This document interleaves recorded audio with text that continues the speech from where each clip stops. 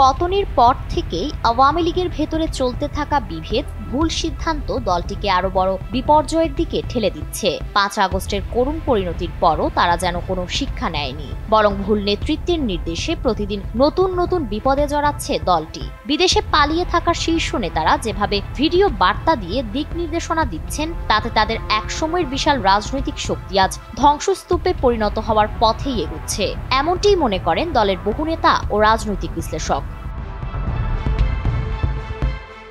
দৈনিক যুগান্তরের এক প্রতিবেদনে বলা হয়েছে, দীর্ঘ ১৫.৫ বছরের দুঃশাসন এবং পরপর ভুলের দায়ে ২০২৪ সালের গণ অভ্যুত্থানের মধ্যেই পতন ঘটে আওয়ামী লীগের। ওই দিন প্রাণ বাঁচাতে সাবেক প্রধানমন্ত্রী শেখ হাসিনাকে ভারতে পালিয়ে যেতে হয়। লাখো নেতা কর্মীকে বিপদের মুখে ফেলে দলটির প্রভাবশালী মন্ত্রী এমপিদের অধিকাংশই চোরাই পথে একে একে দেশ ছাড়ে।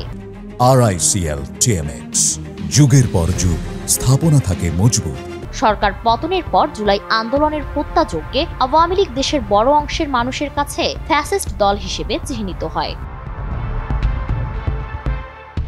এ অবস্থায় যখন দেশের ভেতরে থাকা নেতাকর্মীদের অধিকাংশ আত্মগোপনে বা কারাগারে বন্দী, তখন বিদেশে পলাতক শীর্ষ নেতারা আবারও দলীয় কর্মীদের রাস্তায় নেমে সহিংসতা করতে উস্কানি দিচ্ছেন।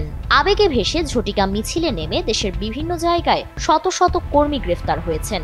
রাজনৈতিক বিশ্লেষকরা বলছেন, যদি শেখ হাসিনার বিরুদ্ধে রায় হয়, তার রাজনৈতিক প্রতিক্রিয়া দলটি জানাতেই পারে, কিন্তু পাল্টা হুমকি, সহিংসতা বা আগুন দেওয়া কোনোভাবে গ্রহণযোগ্য নয়। এতে তাদের কামব্যাকের সম্ভাবনা একেবারেই ক্ষীণ হয়ে পড়বে।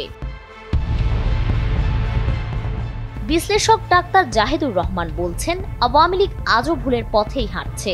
শেখ হাসিনা যতদিন এই দলের সিদ্ধান্তের কেন্দ্রে থাকবেন, ততদিন দলটির ভবিষ্যৎ অন্ধকারই থাকবে। দলটি যদি সত্যিই ফিরে আসতে চায়, তবে সবচেয়ে আগে তাদের নিজেদের ভেতরে থাকা দায়ীদের শাস্তি মেনে নিতে হবে এবং একটি রাজনৈতিক পুনর্মিলন প্রক্রিয়ার মধ্য দিয়ে এগোতে হবে।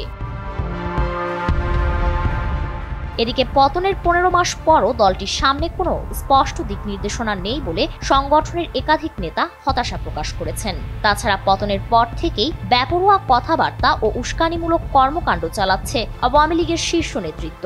খোদ শেখ হাসিনার বক্তব্যই বিভিন্ন সময় কর্মীদের বিপদে ফেলেছে। ১৩ নভেম্বর আন্তর্জাতিক অপরাধ ট্রাইব্যুনালে শেখ হাসিনার মামলার রায়কে কেন্দ্র করে ঘোষিত ঢাকা লকডাউন কর্মসূচিও একই ধারাবাহিকতার অংশ।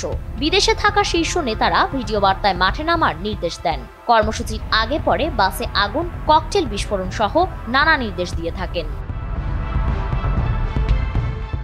আর শেখ হাসিনা ভারতে বসে একের পর এক বিদেশি গণমাধ্যমে সাক্ষাৎকার দিচ্ছেন, যা দেশের সাধারণ মানুষ মোটেও ইতিবাচকভাবে নিচ্ছে না। সব মিলিয়ে এই পরিস্থিতিতে দলের ত্যাগী নেতাকর্মীরা ভীষণ হতাশ। তাদের মতে, এভাবে সহিংসতা, হুমকি আর উস্কানির রাজনীতি দিয়ে আওয়ামী লীগ কোনোদিনই ঘুরে দাঁড়াতে পারবে না, বরং অতীতের ভুলের জন্য জাতির কাছে ক্ষমা চেয়ে সুস্থ ধারার রাজনীতিতে ফিরে আসাই হতে পারে তাদের একমাত্র টিকে থাকার পথ। ফারিন রহমান প্রীতি, NPB।